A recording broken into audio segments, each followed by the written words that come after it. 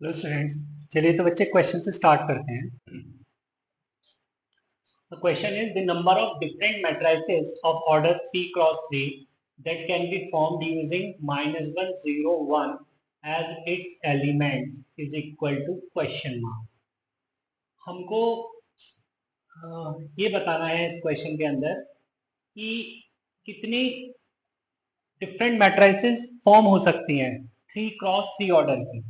Okay, matrix हमें 3 cross 3 order की बनानी है और ये कह रहे हैं कितनी मैट्रिक्स ऐसी पॉसिबल हैं जो हम इन तीन एलिमेंट्स का यूज करके बना सकते हैं। राइट, तो हम जानते हैं कि 3 क्रॉस 3 ऑर्डर की मैट्रिक्स के लिए हमें कितने एलिमेंट्स लगेंगे? 9 एलिमेंट्स लगेंगे 3 क्रॉस 3। ठीक है, तो यहाँ पर जो एलिमेंट्स की एंट्री होगी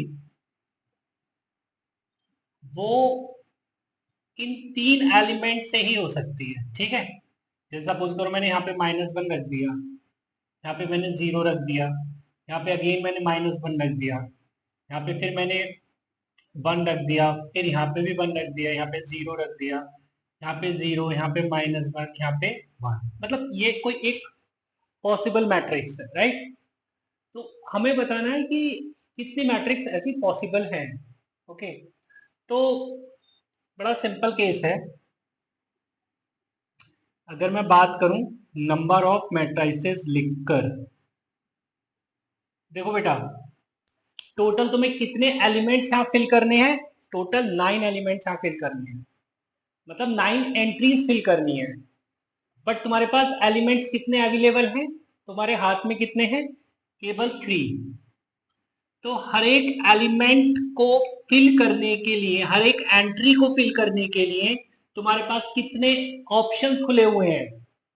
है ना, कितने ऑप्शंस खुले हुए हैं कि तुम हर एक एंट्री को फिल कर सको।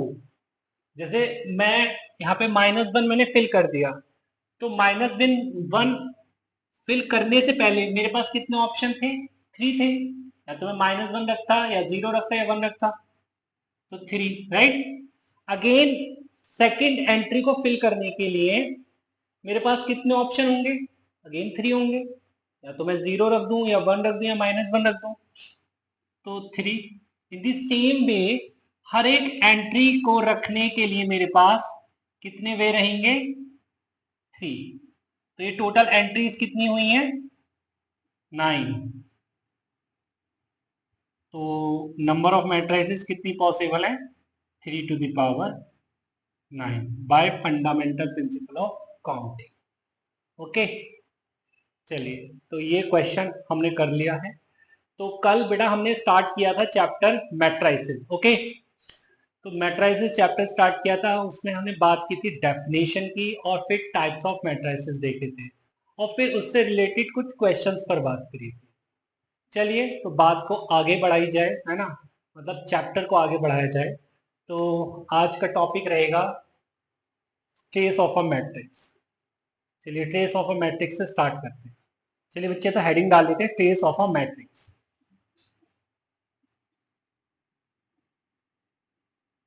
Trace of a matrix. तो ट्रेस की बात करते हैं।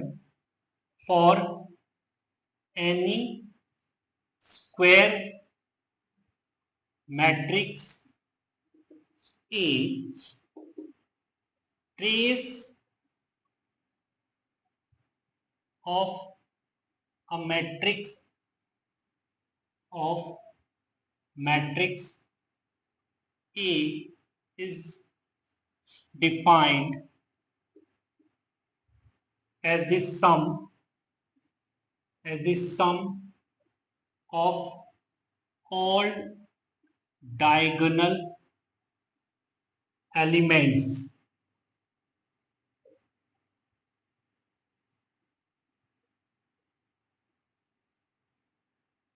of A. It is denoted by TR of A. For example, A is equal to 1, 2, minus 1, 0, 3, 5, minus 1, 0, 1. Then trace of A is equal to 1 plus 3 plus 1, which is 1. क्या बोला है मैंने trace of matrix के अंदर? भाई पहले तो यही लिखा है कि for N E square matrix A, क्योंकि डायगोनल की अगर बात हो रही है तो वो स्क्वायर मैट्रिक्स में ही पॉसिबल है. तो ट्रेस ऑफ मैट्रिक्स ए कैसे डिफाइन किया है?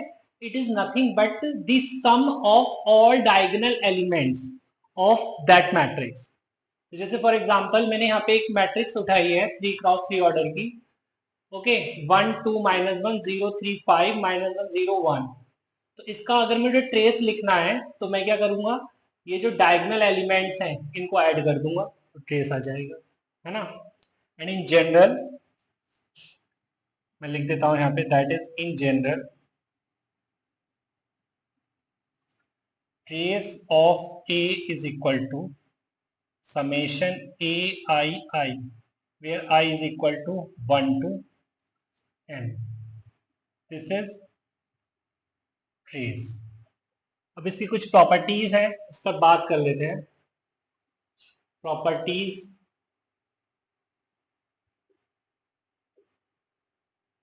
Of trace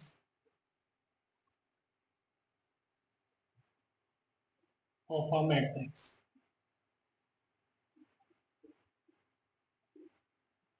First property is trace of Ka is K times trace of A, right? Second one is trace of In is N, where In is identity matrix of order n. Third is trace of A plus minus B is trace of A plus minus trace of B, right? And fourth one is trace of AB is equal to trace of BA. Okay, मतलब दो matrix की अगर multiplication मैं किसी भी order में कर रहा हूँ, मीन्स ए बी कर रहा हूँ या बी ए कर रहा हूँ, ट्रेस जो है वो इक्वली आएंगे. ठीक है, चलिए तो आगे चलते हैं, क्वेश्चन लिख लेते हैं इस पर बेस्ड. चलिए बच्चे, तो क्वेश्चन लिखा हुआ है, if a plus 2b is equal to 1, 2, 0, 6, minus 3, 3, minus 5, 3, 1 and 2a minus b is equal to 2, minus 1, 5, 2, minus 1, 6, 0, 1, 2, then trace of a minus trace of b is equal to question mark. ठीक है, तो मुझे trace of a and trace of b देखना होगा और उसके बाद मैं डिफरेंस देख लूंगा. ठीक है, तो हम प्रॉपर्टीज का यूज करके कैसे इस क्वेश्चन को आंसर जल्दी कर सकते हैं ये देखते हैं. ठीक है, तो यहाँ पर अगर मैं बोथ साइड्स ट्रेस ले लेता हूं, trace of a plus 2b means मैं ये जो गिवन मैट्रिक्स है a प्लस 2b इसका ट्रेस देख लेता हूं, तो ये क्या मिलेगा मेरे को, 1 plus 1 2, 2 minus 3 that is minus. Okay, और इसको बच्चे मैं बाय प्रॉपर्टी ऐसे भी लिख सकता हूँ, trace of a plus 2 times trace of b which is -1. इसको हमने इक्वेशन 1 बोल दिया. ऑल्सो अब मैं सेकेंड मैट्रिक्स का ट्रेस देखता हूँ, तो trace of 2a minus b is equal to 2 plus 2 4 minus 1 3, और इसमें प्रॉपर्टी यूज करता हूँ तो 2 times trace of a minus trace of b is equal to 3, equation 2, right. तो अगर मैं इक्वेशन 2 को 2 से मल्टीप्लाई करता हूं और 1 में ऐड कर देता हूं, तो ये मेरे को क्या मिलेगा, 2 2 ज़ा 4 times trace of a minus 2 times trace of b is equal to 6 and add कर रहा हूं क्वेश्चन 1 को, तो trace of A plus 2 times trace of B is equal to -1। जब ऐड करूंगा तो ये कैंसिल हो जाएगा। 5 times trace of A is equal to 5 दिख रहा है, मीन्स ट्रेस ऑफ ए मेरे को कितना दिख रहा है, 1 दिख रहा है। ठीक है बच्चे। सो अगर मैं इसको 1 की हेल्प से देखूं तो ट्रेस ऑफ ए की जगह मैं 1 रख देता हूं, तो 1 plus 2 times trace of A is equal to -1। तो trace of, sorry, 2 times trace of B, तो ट्रेस ऑफ बी कितना आ जाएगा यहाँ से, -2 आ जाएगा। ओके, तो trace of A is 1 and, sorry, यहाँ पे ये 2 times trace of B is equal to -2 आया ना, तो ट्रेस ऑफ बी कितना आ गया यहाँ से बच्चे, -1 आ गया। ठीक है, तो trace of A minus trace of B कितना आ गया, 1 प्लस 1 विच इज 2। तो trace of A minus trace of B जो आया है वो 2 आ गया। ठीक है, चलिए चलिए बच्चे, अब नेक्स्ट टॉपिक पर मूव करते हैं। नेक्स्ट इज डिटर्मिनेंट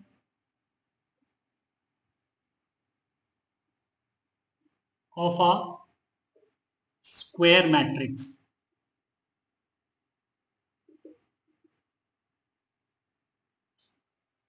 है ना, देखिए पहले इसमें लिख लेते हैं, for N E square matrix A of order n there is a value associated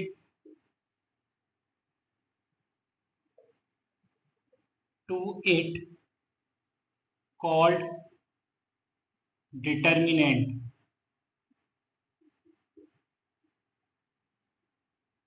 of same order,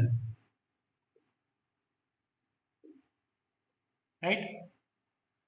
क्या बोला मैंने, कोई भी अगर स्क्वायर मैट्रिक्स ए है जिसका ऑर्डर n गिवन है, ठीक है, तो उससे एसोसिएटेड एक वैल्यू होती है जिसको हम डिटर्मिनेंट बोलते हैं। और वो डिटर्मिनेंट का भी कुछ ऑर्डर होता है, बट ऑर्डर वही होता है जो मैट्रिक्स का ऑर्डर होता है, जिसके लिए हम डिटर्मिनेंट की वैल्यू कैलकुलेट कर रहे हैं। तो अगर मैट्रिक्स ए मैंने कंसिडर किया ऑर्डर एन की, तो उस डिटरमिनेंट का भी ऑर्डर एन ही होगा, बट उसकी एक वैल्यू निकल के आती है। अभी हम सीखेंगे कि कैसे हम उस वैल्यू को फाइंड आउट करते हैं, right. Now it is denoted by, it is denoted by delta, और अगर ए से डिनोट किया है तो ए के दोनों साइड वर्टिकल लाइन यूज करते हैं। ठीक है, तो फॉर एग्जांपल अगर मैट्रिक्स ए है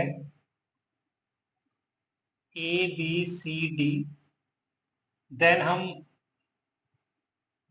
डिटर्मिनेंट ऑफ ए और डेल्टा कैसे लिखते हैं, कुछ इस तरीके से लिखते हैं, ए बी सी, राइट। और इसको कैलकुलेट करने का तरीका बहुत इजी है ना। ये सेकंड ऑर्डर का डिटर्मिनेंट है, ठीक है, इसकी मल्टीप्लाई इससे करिए डायगनली, और फिर माइनस करिए, एंड देन फिर इसकी मल्टीप्लाई इससे कर दीजिए। मीन्स मैंने क्या लिखा है, A D minus B C, right. Okay, अब जैसे सेकंड अगर मैं लेता हूँ कोई डिटर्मिनेंट बी, सॉरी कोई मैट्रिक्स बी लेता हूँ, 1 2 -1 3, ओके, तो यहाँ से मेरे को delta B, determinant of B या डेल्टा क्या मिल जाएगा, कुछ 1 2 -1 3, ओके, क्या हो जाएगा 1 into 3 minus -1 into 2, okay, so 3 minus -2, it is minus minus plus, तो दिस इज 5, तो वैल्यू क्या आ गई 5। ठीक है, इस तरीके से हम सीखते हैं कि थर्ड ऑर्डर का अगर डिटरमिनेंट आ गया तो उसको कैसे सॉल्व करते हैं। ठीक है, थर्ड हमने लिया एक matrix A H G HBF GFC, ठीक है। अब हमें इसका डेल्टा फाइंड आउट करना है, ठीक है। तो देखिए डेल्टा जो होगा ये कुछ इस तरीके से लिखूंगा, पहले मैं AHGHBFGFC, राइट। अब देखो बेटा, इसको एक्सपांड करने के, जैसे ये मैंने सेकंड ऑर्डर का डिटर्मिनेंट एक्सपांड करके दिखाया, इसको भी एक्सपांड करने के यहाँ पे 6 वेज पॉसिबल है, ठीक है। मतलब यहाँ पे 6 तरीके से हम इसको एक्सपांड कर सकते हैं, जिनमें से पहला तरीका मैं यहाँ पे यूज कर रहा हूँ कि मैं रो 1 के अलोंग एक्सपैंड कर रहा हूँ इसको, ठीक है। तो रो 1 के अलोंग अगर एक्सपैंड कर रहा हूँ तो पहले रो 1 के एलिमेंट्स के ऊपर मैंने प्लस माइनस एंड प्लस लगाया है, ठीक है। ये साइन यही क्यों लगाए हैं मैंने, ये आपको डिटरमिनेंट चैप्टर में पता लगेगा, ठीक है। ये सेपरेट चैप्टर होगा एक डिटरमिनेंट, इसका अगला ही चैप्टर है। तो ऐसा लिखने के बाद जैसे मैंने यहाँ पे प्लस माइनस प्लस लगा दिया, एंड सेकेंड स्टेप होगा मेरा, ए लिखा मैंने। अब ए जिस कॉलम और जिस रो के अंदर है उसको हटा के बाकी सेकंड ऑर्डर का एक डिटरमिनेंट दिखेगा तुमको, उसको सिर्फ लिख लीजिए BFFC, राइट। उसके बाद इसका काम खत्म हो गया। अब आते हैं H पे, H के साथ माइनस है तो माइनस H लिख दीजिए, और H जिस कॉलम और जिस रो के अंदर है उसको हटा दीजिए, बाकी जो बचा क्या सेकंड ऑर्डर का डिटरमिनेंट बचा उसको लिख दीजिए, that is HGFC, right. And फिर इसका काम खत्म, तो G पर आइए, G प्लस के साथ आएगा। अब G जिस कॉलम और जिस रो में उसको हटा दीजिए, बाकी जो बचा उसको लिख दीजिए, दैट इज HGBF, ओके। उसके बाद अब सेकंड ऑर्डर के डिटरमिनेंट को तो आप एक्सपेंड करना जानते ही हैं, तो इसको लिख दीजिए A times BC minus F square minus H times HC minus GF plus G times HF minus BG, okay. HF minus BG, तो बेटा ये हो जाएगा ABC plus 2FGH minus AF square minus BG square minus CH square, right. तो इस तरीके से हम थर्ड ऑर्डर डिटरमिनेंट को एक्सपांड कर देते हैं, ठीक। चलिए, ये अचानक से बात क्यों आ गई डिटरमिनेंट की मैट्रिक्स के अंदर, अभी समझ में आ जाएगा। Singular and non singular matrix, okay. चलिए, तो इसमें जानते हैं क्या होती है matrices. A matrix A is said to be singular if delta of A is equal to 0, and a matrix A is said to be non-singular if determinant of A is not equal to 0. ये इसके लिए हमने determinant को सीखा है कैसे find करते हैं। भाई तो सिंपल सा वर्डिंग्स यूज किया मैंने। भाई एक मैट्रिक्स ए को सिंगुलर तब बोलते हैं हम जब उसका डिटरमिनेंट 0 होता है, और वही मैट्रिक्स नॉन सिंगुलर कब होती है, जब वो उसका डिटरमिनेंट वैल्यू नॉन जीरो। चलिए क्वेश्चन लिखते हैं। चलिए क्वेश्चन में बच्चे, find x if matrix 3 minus 1 plus x 2 3 minus 1 x plus 2 x plus 3 minus 1 2 is singular. Simple है कि मुझे इसका डिटरमिनेंट इसको किससे इक्वेट करना है, 0 से इक्वेट करना है। तो सीधा सीधा कर देते हैं कि according to question determinant of 3 minus 1 plus x 2 3 minus 1 x plus 2 x plus 3 minus 1 2 is equal to 0। बस अब मैं इसको एक्सपैंड करूंगा उसी तरीके से जो मैं वहां पर सीखा है। जो तो यहाँ प्लस, यहाँ माइनस, यहाँ पे प्लस, ठीक है। तो 3 और ये एज इट इज 3 जिस रो और जिस कॉलम में है उसको हटा दीजिए, बाकी जो बचा उसको लिख लीजिए। -1 x+2 -1 2, ओके। फिर माइनस, और ये -1 plus x as it is, और फिर इस कॉलम और इस रो को हटाएंगे तो 3x+3 x+2 2, ओके। और फिर प्लस में 2 आएगा, और फिर साथ में लिखा जाएगा सेकंड ऑर्डर का डिटर्मिनेंट 3x+3 -1 और इक्वल टू, ठीक है। अब मैं इसको सिंप्लीफाई करता हूँ। 3 times -2 plus x+2 minus of x-1 और 6 minus x+2 into x+3 +2 -3 plus x+3, ठीक है बच्चे। और ये राइट हैंड साइड में 0 है, तो ये कैंसिल हो गया। 3x बचा माइनस x-1, और ये 6 माइनस x स्क्वायर -5x -6, और ये +2, ये 3 से 3 cancel, x is equal to 3x + 2x 5x minus, ये 6 से 6 कैंसिल, माइनस अगर मैं कॉमन लेता हूँ तो प्लस हो जाना है। x-1 into x square plus 5x is equal to 0, okay.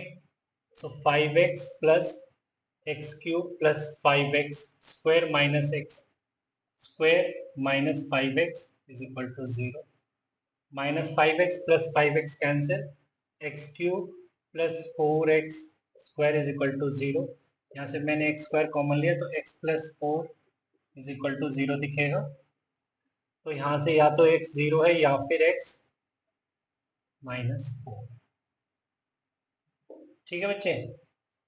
चलिए आगे चलते हैं।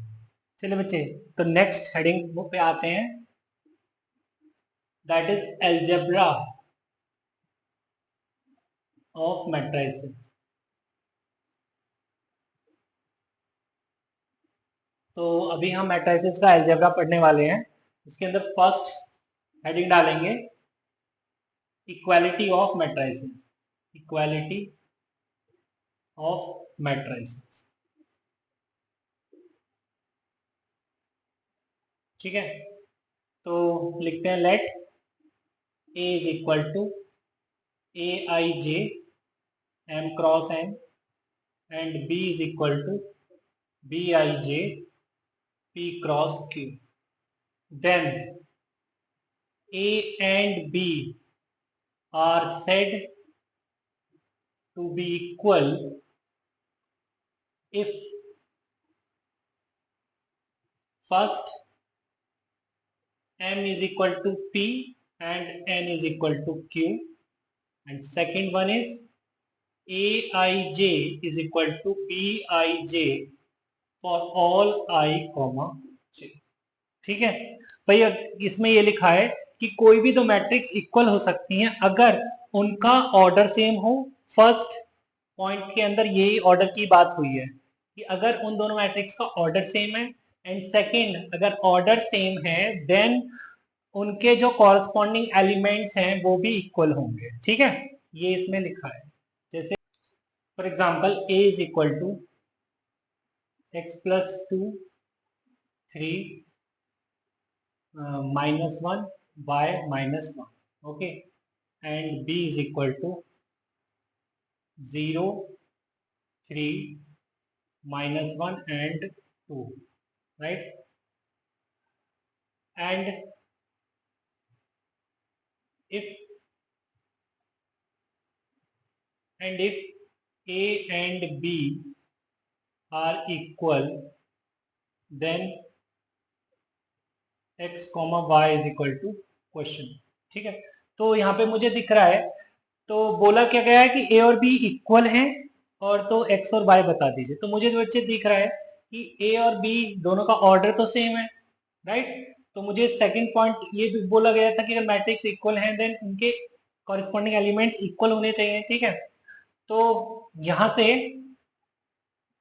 मैं बोल सकता हूं कि x प्लस टू किसके बराबर होना चाहिए, 0 के।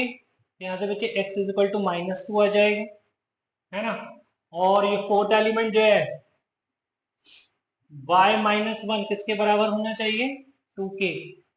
तो यहाँ से y इज इक्वल टू 3 भी आ जाएगा, राइट। तो चलिए एक क्वेश्चन और करते हैं। चलिए बच्चे, तो बोला गया है कि if matrix this and this are equal then x y z डब्ल्यू is equal to question mark. Matrix जो लेफ्ट हैंड साइड में लिखा है उसके अंदर लिखा है x minus y two x plus z, two x minus y two z plus डब्ल्यू is equal to minus one five zero thirteen. ठीक है, तो शुरुआत करते हैं। देखो बहुत सिंपल है भाई, ऑर्डर तो सेम है, टू क्रॉस टू। अब मुझे कॉरेस्पॉन्डिंग एलिमेंट्स इक्वेट करने हैं, means x minus y is equal to minus one, right, and 2x plus z is equal to 5। ठीक है, तो यहां से मैं देख रहा हूं also 2x minus y is equal to 0, right. तो यहां से मैं कह सकता हूं कि भाई 2x is equal to Y है। जब वो मैं यहां सब्स्टिट्यूट करता हूं तो ये क्या निकल के आएगा, x minus two x is equal to minus one. तो x की वैल्यू कितनी आ जाएगी, 1 आ जाएगी। ठीक है, तो यहाँ से y कितना आ जाएगा, 2 आ जाएगा। ठीक है, ऑल्सो ये चीज अगर x को मैं यहाँ पुट करता हूँ 1, तो 2 plus z is equal to 5, तो z इज इक्वल टू 3 दिखने लगेगा। Okay, and also fourth that is 2z plus w is equal to 13 है। तो z बच्चे कितना है, 3, तो 6 plus w is equal to 13। तो यहाँ से w कितना आ जाएगा, 7। ठीक है, तो यहाँ से x y z and w मुझे चारों मिले। ठीक है, तो आज इस वीडियो में हम यहीं तक रखते हैं, मिलते हैं नेक्स्ट वीडियो में। तब तक के लिए bye bye and take care. अच्छा एक चीज और, अभी संडे को कोई वीडियो नहीं आएगी। ठीक है, हम वीडियो जो यहाँ पे जो वीडियो मिलेंगी वो मंडे टू सैटरडे मिलेंगी, संडे टोटली ऑफ। ठीक है, चलिए मिलते हैं नेक्स्ट वीडियो में, तब तक के लिए बाय बाय टेक केयर।